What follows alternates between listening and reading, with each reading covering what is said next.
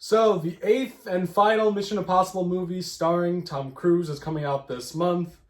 And so I was thinking, like, what Tom Cruise movie should we talk about?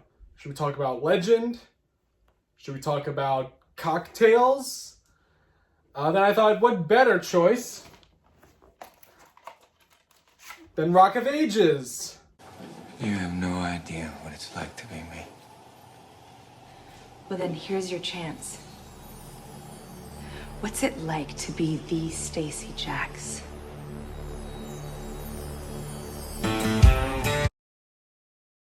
Rock of Ages, based on the hit Broadway musical that stars him, Russell Brand, Alec Baldwin, Catherine Zeta-Jones, that girl from Watchmen. Great. He's really great in this movie. What do you think of Rock of Ages, Kyle? Oh, I think it's a great, fantastic movie. Definitely Yeah. one of Cruise's best roles. It's just absolute cinema. Way better than Adam Shankman's other movie, Hairspray. Much better than Hairspray. Yeah, great movie. Let's talk about this more. Or since, maybe more appropriately, since it's the 20th anniversary is coming up, or we could just talk about War of the Worlds. What do you think? You want to do that? Let's do that instead, yeah. This is not a war. This is an extermination.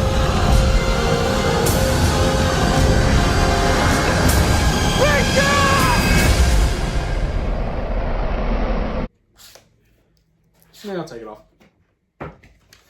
Alright, so War of the Worlds, directed by Steven Spielberg and starring Tom Cruise.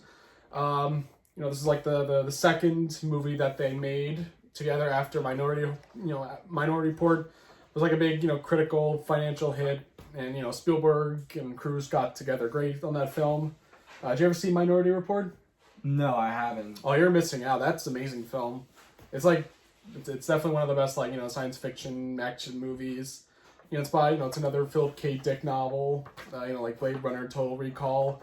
Might be my personal favorite out of those three, actually. I might like it over Blade Runner.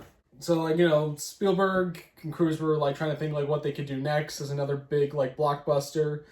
And so there was, three ideas. We don't really know what the two other options were, but they both settled on doing H.G. Wells' novel, The War of the Worlds. And I think, it's a famous book. This most famous adaptation, I think, overall is the Orson Welles radio broadcast. Because people thought, it was a real, like an alien invasion that was happening. But it wouldn't get a feature film till later, 1953. Which is what it's most famous for, because everyone, remembers the look of the alien ship. And the sound design is excellent. I personally am not the biggest fan of that movie. I think technical wise, it's great, but I think everything else I don't really care for. I didn't really rewatch it though, for this review, but I have seen it. It's all right. But that's what people always think of War of the Worlds, because of how iconic the effects are. Even I think Spielberg put those versions of the aliens, the Martians, in Ready Player One, which aren't which, unlike the book and this movie, they aren't tripods. They're actual meant to be flying saucers, kinda. And then also people forget. I think there was a sequel to this movie, to the 1953 film, a 2-season sequel. In the in the late 80s, but no one really remembers it. And then obviously, you had Independence Day and Mars Attacks in the 90s, which if you look on Wikipedia are considered parodies of the film of H.G. Wells' book. Is this movie better than Independence Day? I think we'll get back to that later. But no, this was 9 years after Independence Day. And a couple years after another event that we'll talk about later. And so the same month that this movie came out, there was two other versions. So there was H.G. Wells' War of the Worlds by the Asylum. So that's a sign of success. And the two well-known actors that it starred, C. Thomas Howell. Obviously, we know him as Soul Man. Soul Man, yes. Soul Man. Yeah. Jake Busey, from Twister, which we've talked about, and was in The Predator, I think as Gary Busey's son from Predator 2. So there was that the same month.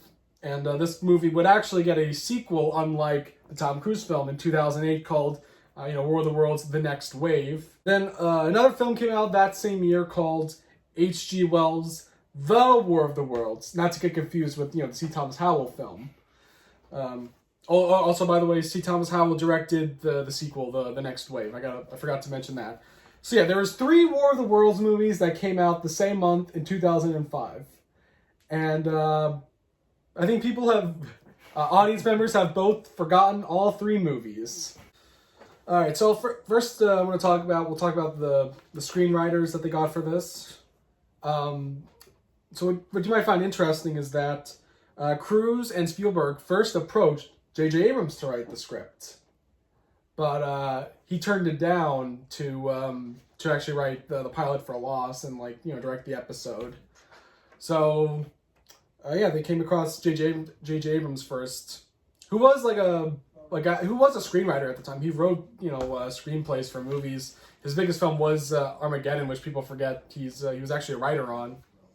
And this was a year before he would direct Mission Impossible 3 because Tom Cruise really loved his work on Alias. What's your thoughts on J.J. Abrams? How do you think he would have made this movie? It's hard to say. I think it would have been a really different movie, but I think I'm ultimately happy with the outcome we got. Considering how he kind of ruined Star Wars with The Rise of Skywalker, I just don't think it would have been a good choice. So I think he would have added more of his mystery box element to War of the Worlds. Yeah. All right. Okay, so after J.J. Abrams passed, they picked this guy, Josh Friedman, who was more of a writer for TV, because he worked on the short-lived Terminator Sarah Connor Chronicles from the late 2000s, starring Summer Glau from Firefly, and did not last long, but people say it's good. I should check it out sometime. And he also worked on the Snowpiercer show, the show that's based on the Bong Joon-ho movie. There was that, but I think he left it. But in terms of films, he didn't really. This is considered his first ever written film.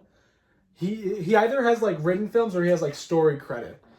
Both Avatar 2 and 3, he has a story credit for. But he's apparently he was a writer, he's the screenwriter for Avatar 4. It's very confusing. He's also actually he wrote last year's Kingdom of the Planet of the Apes, and he's also one of the writers on the new Fantastic Four film, The First Steps. So, will it be as good as this script? We don't know. But also, I should have also properly segued that he did he did the Sarah Connor Chronicles, and then later he did Terminator Dark Fate. So he wrote one Terminator property that people like, by the fans, and then another Terminator property that fans don't like. So he's the yin and yang of the Terminator franchise. Also, he's also credited as the writer for the 4th Star Trek film, which may happen, but most likely is not going to be made at all. I imagine he has written a script for a 4th Star Trek movie following, the new cast, but it's probably not happening, but there's a script out there. All right, so let's talk about the actors that are in this. So, the principal cast is it's Tom Cruise playing a character called Ray and his family, mainly his kids, Dakota Fanning and Justin Chadwin. This was Tom Cruise trying to be an everyman for once. Him, a blue-collar worker, which hadn't been this was probably the first time him playing a blue-collar worker since The Outsiders, because he's a gas station worker in that. Yeah. So that's how long because he's all in movies he's either a spy, action hero, cop, or a white-collared worker, lawyer, and stuff like A Few Good Men or The Firm. Or he's an extreme pilot or driver in Top Gun or Days of Thunder. First time, he's a guy who's not that Like he's not like he doesn't know like he's not that advanced. Like he just knows like regular daily work skills in this movie, because when the aliens come, like he has a pistol that he takes with him, and when he's in a moment where like he's like dealing with people, like he has to use his firearms, and then another guy has another gun, he practically shits his pants and he just drops the gun. Like that's how like every man he is. Like he's not that good at like holding a gun in like tense scenarios. Like that's how far they prove it. Which, by the way, that's a fucked up scene right there with the gun and the car. Yeah. How do you feel about Tom Cruise's like everyman performance? I mean, it was nice to just see him in a different kind of role. I think he did well in it. It's just really different from any other role he's had, and I just think that it's refreshing to finally see him not play some like secret agent, a cop, or just some sort of like person in a higher profession. So I just think it was cool seeing him in this role. So that's like an aspect that people always complain about this movie, is that they don't believe Tom Cruise as like an everyman. But I think the whole point is that he is like a like he is definitely like a good looking guy. He's in good shape. But I think that adds to his character, because like he's very like he is kind of a little selfish. He doesn't really care about his like kids. He definitely didn't work out as a husband to his wife, played by Miranda Otto. And I think because I think what I've heard from other people, like what they're trying to go for is that his character Ray was like a guy who kind of peaked in high school and college and just hasn't really like matured that much as an adult. yeah. So I think that was like an interesting way to get around like Tom Cruise, because he definitely has like a hotshot attitude, but he isn't. So I kind of I do like that that like angle.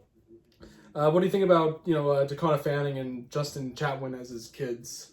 It's not how you're going to get through to him.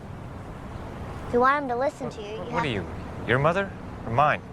Yeah, so I just think Dakota Fanning's a great actress. I think really good in Man on Fire. She kind of came back with Once Upon a Time in Hollywood, and I kind of hope to see her in more projects. I haven't seen Equalizer 3 or that movie she was in, directed by Shyamalan's daughter. But I did like, she was good as like Squeaky in Once Upon a Time in Hollywood. She was good in that, yeah. I mean, I think she's still pretty good. To be honest, I'm more of an Elle Fanning fan. Maybe that's because I've seen more of Elle Fanning than of Dakota. I don't know if that's like weird. Yeah, I don't know. I feel like, Dakota, at least in my view, is more well known. But both of them have had good careers in Hollywood, and they're both good in their own ways. It's not coming to my head, but I think the only films of her I've seen her in is this, Once Upon a Time in Hollywood, and then The Cat in the Hat. Oh. That's my introduction to her, and that's how I've always kind of known her from. Yeah. Is that. So I still haven't seen Man on Fire also, which I know I gotta get on. But what do you think of Justin Chatwin? He was good in this. I mean, to be honest, before this movie, I had no idea who he was, but I told you who he was. Yes, during you told the me he film. was Goku, but and he has a Dragon Ball toy in his room. Yeah, which kind of alludes to that, foreshadows it. So, but he was fine in this role. I think he did his job. I mean, it was believable as Cruise's son. So did you think his character sucked? I think so. Yeah. Yeah, I mean, I think he's trying to come off as a guy who looks after his sister once in a while, but then he's trying to go off with the army. That part was very confusing. Overall, I like both characters. I think I think Justin Chatwin's character is meant to be I think he's clearly like a freshman or sophomore in high school. Yeah, something kind of like that. That's why I say he is in high school. And then Dakota Fanning, I think she's meant to be in I want to say 4th grade, 5th grade. She's I think she's in elementary school, but she's maturing, but she's at that part of elementary where you're slightly maturing. Yeah. And what she definitely has like a mature attitude, even though she dresses weird. But yeah, I think I think like the dynamics between the kids are really good. I think they're good. They're good actors, even if like the Justin Chatwin character is written weird. But yeah. And then I said before, Marina Otto, who is in the Lord of the Rings trilogy before this, is in it as the wife. I do like the chemistry that they have in the beginning is pretty good, because like you actually do get that feeling like they did love each other once, but now just like over time they're like, they're divorced and they don't really have those like feelings for each other anymore. So I like that.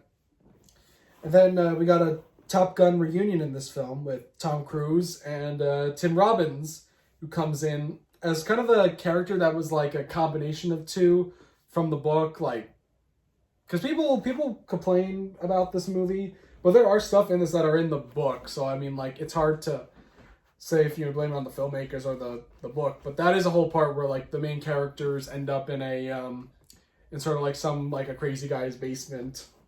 What did you think of the whole like Tim Robbins part? Because people seem mixed on that. Yeah, I didn't mind it. I kind of liked his character in this. It was interesting just seeing him play this crazy guy and them going into his basement. I don't know. I kind of found it interesting. I mean, I will say I find it very interesting that after his Oscar win for Mystic River, the previous year, he goes straight to something like this. And I would have thought, if I was him, I would have went to a more a more prolific film instead of this. But that's personally what I would have done. So I do like his scene. Maybe people would have been less critical if maybe if there was like more scenes like that with where the characters like interact with more like more characters, like if it went more of that road trip feeling. Yeah. You know what I mean? Like if there were more side characters than just him. Yeah. Maybe people would have been less mad. But I do like it. It's very tense. I do think Tim Robbins is like he's very creepy in this. Yeah. So besides it being a Top Gun reunion, it's also a Shawshank Redemption reunion, because you have Morgan Freeman as the narrator who bookends the movie with like the opening, like I think he's basically like reading lines from the book. Like the opening monologue is like what I think every adaptation like opens up with. Did you like hearing that in the movie? Yeah, I thought his narration was pretty well done. He was good in this. All right, so now we'll talk about actors that you didn't know were in the movie. So I pointed this out to you. The neighbor that Tom Cruise is next to is Amy Ryan, or Holly from The Office. So yeah, she's in the movie. She would also be she would work with Spielberg again in Bridge of Spies. She played Tom Hanks' wife in that. Bridge of Spies is the movie where the actor beat Sylvester Stallone for Creed. Oh really? Yep. Wow. You have Ty Simpkins. He's the kid from Iron Man 3, Jurassic World. He was in The Whale. Have you seen any of those movies? I've seen Jurassic World. That's about it. He's the kid in Jurassic World. Oh yeah. And he's in this movie, like credited as like 3-year-old boy. Oh. So yeah, he's in this movie. David Harbour was deleted from this movie. I think he was in like the opening as like a co-worker of Tom Cruise's, and I guess he got cut on the cutting room floor, and I don't think that anything has been like released on that. Yeah, I mean, this was way before he became a star, so. Yeah, and he was in like the same year. The same year he was in Brokeback Mountain. Oh really? Yeah, he has. Oh, you never seen Brokeback Mountain? No. Yeah, he's in that movie. He has lines, and yeah. Oh yeah, he's like dating Anna Faris. Oh, well, really? He's like Anna Faris' husband in that. Oh. I mean, yeah, he's pretty relevant now with Stranger Things and Thunderbolts. Oh, yeah, well, yeah, Stranger Things is like what made him pop off from, like, being just, like, a typical, like, blue-collared actor.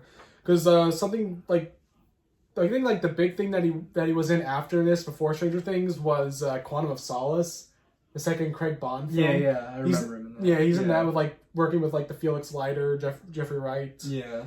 He was in that.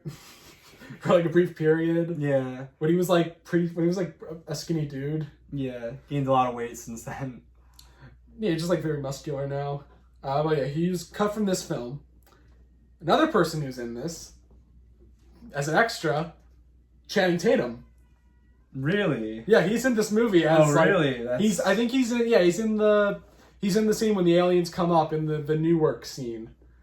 Yeah, he's like an extra. He's like an extra. Oh, really? That's crazy. And it's a year. Yeah, it was a year before 2006, the year we were born. Yes. Yeah. He was in the movie like She's the Man and Step It Up, I think is the name, which would like catapult his career. Like that's what made him. That's what. Yeah. Or like I think people hated Channing Tatum, but I think like 21 Jump Street was what made like people like win him over. Yeah. Kind of like Magic Mike.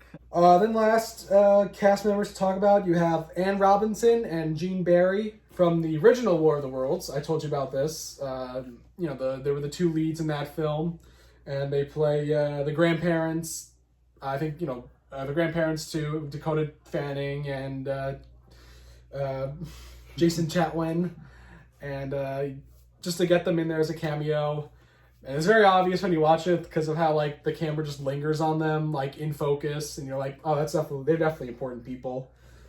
So and Spielberg would do the same with his next remake of a classic film with bringing Rita Moreno in West Side Story. So Spielberg is very sentimental in that.